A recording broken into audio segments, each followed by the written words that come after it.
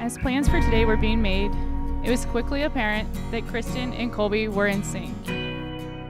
They chose many of the same words to describe one another: kind, entrepreneurial, thoughtful, generous, driven.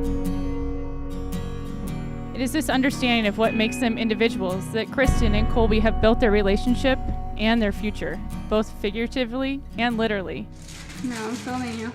Over the last year, they have lovingly and maybe sometimes painfully transformed Kristen's grandparents' home into their own home. They've done it with the generous help of friends and family. And most importantly, they've done it together.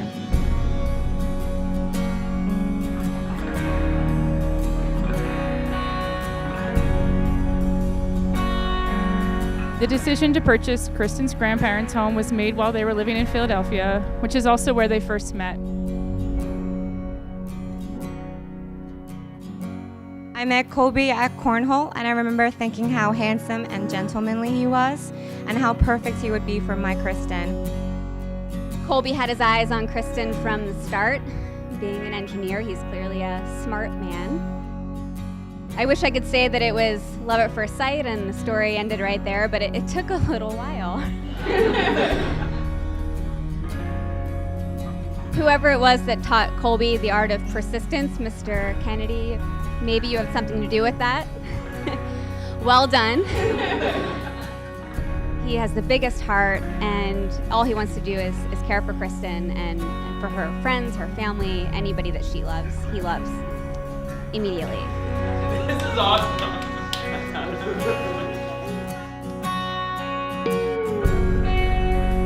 So many of our friends that you see here tonight, we are all connected by Kristen, and we've stayed connected really heavily due to you. It's her heart. She's the friend who will set up a fundraiser for a sick friend. She'll move in with you when you are having a really tough time and need to make rent.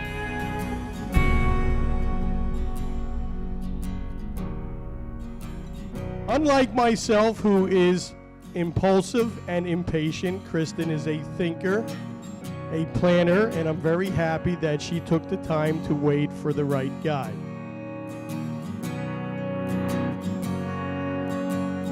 The thing I love about Kristen is that she really allows him to be his best self. And I think that when I met Kristen, I knew that was it, because she let Colby be Colby. Even when he wears purple shirts and he thinks they're red.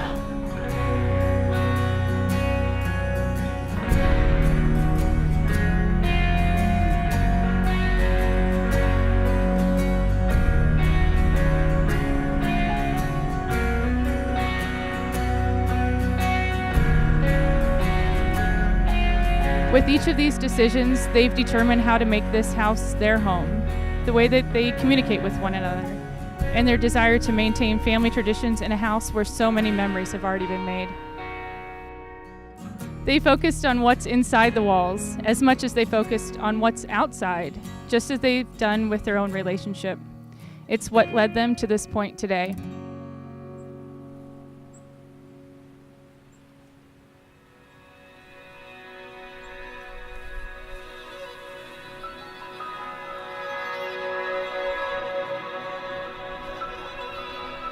The most valuable possession you could ever give another person is your word. These promises that we are all here today to be witness to will bind them together in their marriage.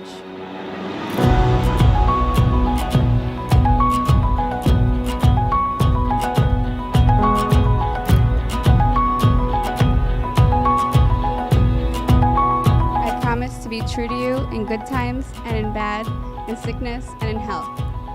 I will love you and honor you all the days of my life. I will love you and honor you all the days of my life.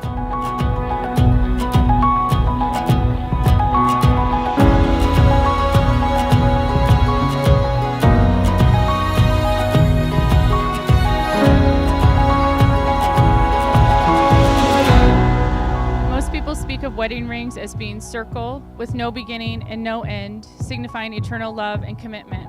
But in fact, rings absolutely do have a beginning. Something true and beautiful is made from raw elements. Love is like that. It's a process of making something beautiful where there was once nothing at all. Love takes work to become special. Colby, I give you this ring as a symbol of our love. For today and tomorrow and for all the days to come.